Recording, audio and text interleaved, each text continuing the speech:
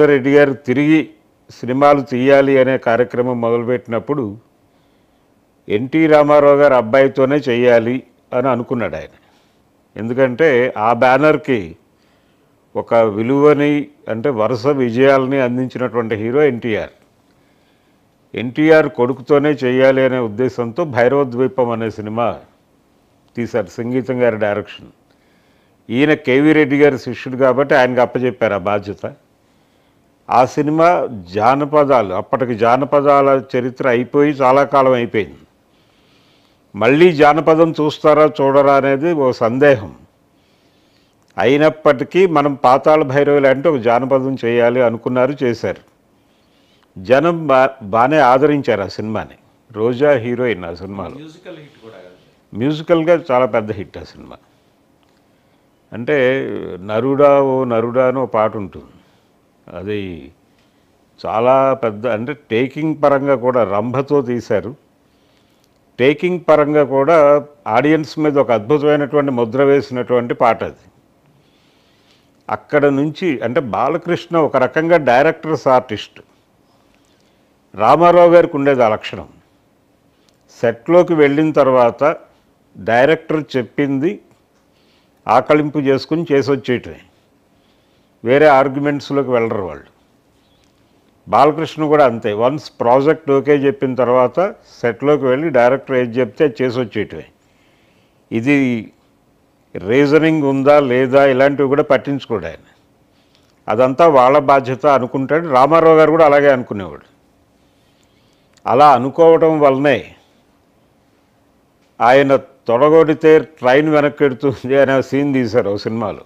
పల్నాటి బ్రహ్మనాయుడు అని ఒక సినిమాలో ఆయన తొడగొడితే ట్రైన్ వెనక్కెడుతుంది. అది ఇల్లాజికల్ అనుకుంటారు ఆడియన్సు అనేటువంటి చిన్న ఇది కూడా అనిపించలేదు ఆయనకి. అంటే డైరెక్టర్ని అడిగాడు ఆయన. But that was a big hit కదండి.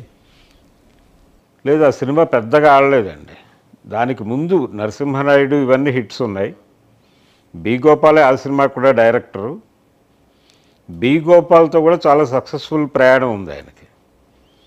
అంటే ఆ పర్టికులర్ సీన్ వరకు అయితే ఆయన బి గోపాల్ చెప్పిన మాట ఏంటంటే, లేదు లేదు అది ఇతర హీరోల మీద వర్కౌట్ అవ్వదు కానీ మీ మీద వర్కౌట్ అవుతుంది అని చెప్పాడు. ఈయన కూడా కన్విన్స్ అయిపోయి చేసేసాడు అది. ఆ తర్వాత ఎవరో ఇంటర్వ్యూలో అడిగితే చెప్పాడు ఈయన, నాకు చిన్న సందేహం ఉండింది కానీ మీతో వర్కౌట్ అయిపోతుందని గోపాల్ భరోసా ఇచ్చాక నేను కాదనలేకపోయాను అన్నాడు ఆయన. అలా నడిచిపోయింది ఆ సీన్.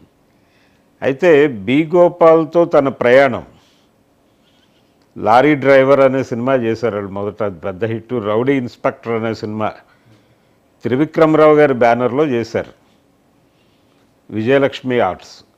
ఆ రెండు సినిమాలు పెద్ద విజయాలు సాధించినాయి. అక్కడి నుంచి బి గోపాల్ బాలకృష్ణ కాంబినేషన్కి ఒక క్రేజ్ ఏర్పడింది ఆడియన్స్లో. ఆ క్రేజు సమరసింహారెడ్డి అనే సినిమా పీక్స్కి తీసుకెళ్ళింది. రాయలసీమ ఫ్యాక్షన్ నేపథ్యంలో సినిమా తీయటం అనేది ఫస్ట్ టైం ఆ టాపిక్ తీసుకున్నారు. సరిగ్గా దానికి ప్యారలల్గా కృష్ణవంశీ అంతఃపురం తీశాడు. అది కూడా ఫ్యాక్షన్ బ్యాక్డ్రాపే. అప్పటి వరకు ఫ్యాక్షన్ బ్యాక్డ్రాప్లో సినిమా అనేది ఎవరికి తట్టలేదు, ఎవరు ఆ ఏరియాకి వెళ్ళలేదు, ఆ జానర్ ఎంచుకోలేదు. అయితే వెంకటేష్ సినిమా ఒకటి ఉంది, జయంత్ చేసినటువంటి ప్రేమించుకుందాం రా సినిమా కూడా కొంత ఆ ఏరియాలో నడుస్తుంది. అవును. అయితే దానికంటే కూడా సమరసింహారెడ్డి టోటల్ ఫ్యాక్షన్ బ్యాక్డ్రాప్లో నడవటం. అయితే ఆ సినిమాకి ఆ తర్వాత వచ్చినటువంటి ఆ తరహా సినిమాలకి వీటన్నిటికీ కూడా మహాభారతంలోని విరాట పర్వం మూలాధారం అనిపిస్తుంది. అంటే హీరో వెళ్ళిపోయి ఎక్కడో ఏదో జీవితంలో ఉంటాడు. జాగ్రత్తగా గమనిస్తే సమరసింహారెడ్డి అజ్ఞాతవాసంలో ఉన్నటువంటి భీముడు అజ్ఞాతవాసంలో ఏం చేస్తాడు, వంటలు చేస్తాడు. సమరసింహారెడ్డిలో బాలకృష్ణ అజ్ఞాతవాసంలో ఓ హోటల్ పెట్టి వంట చేస్తూ ఉంటాడు.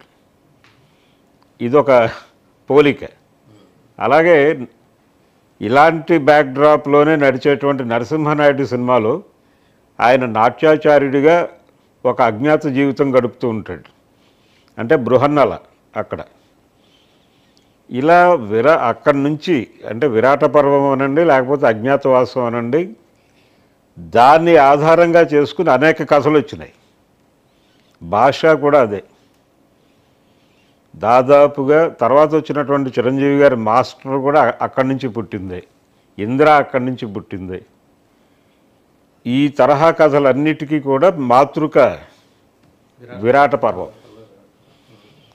ఇలా మొదలై అంటే ఈ 2 సినిమాలు సమరసింహారెడ్డి అలాగే నరసింహనాయుడు ఈ 2 కూడా సెన్సేషనల్ హిట్స్.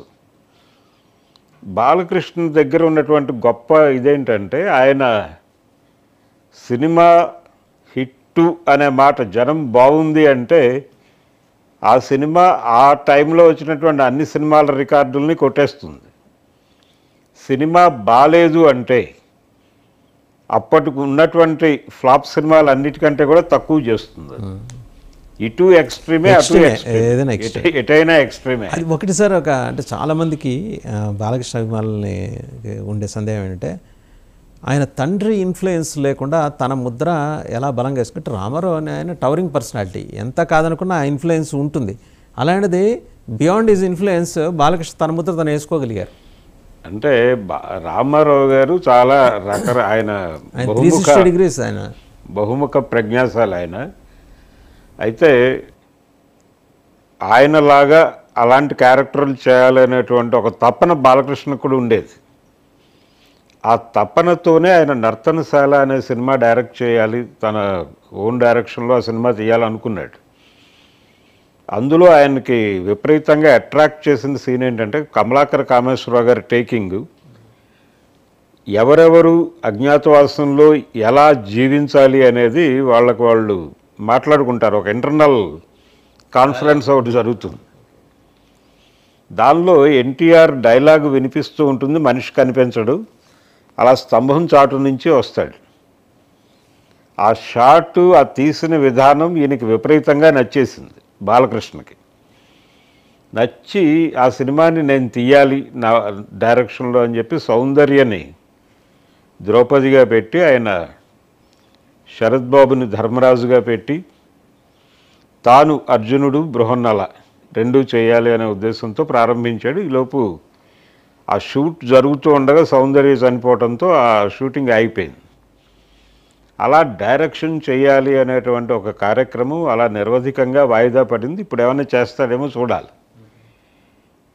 సినిమాలకు సంబంధించి కథల ఎంపికకి సంబంధించి కూడా ఆయన రామారావు గారి పద్ధతినే ఫాలో అవుతాడు.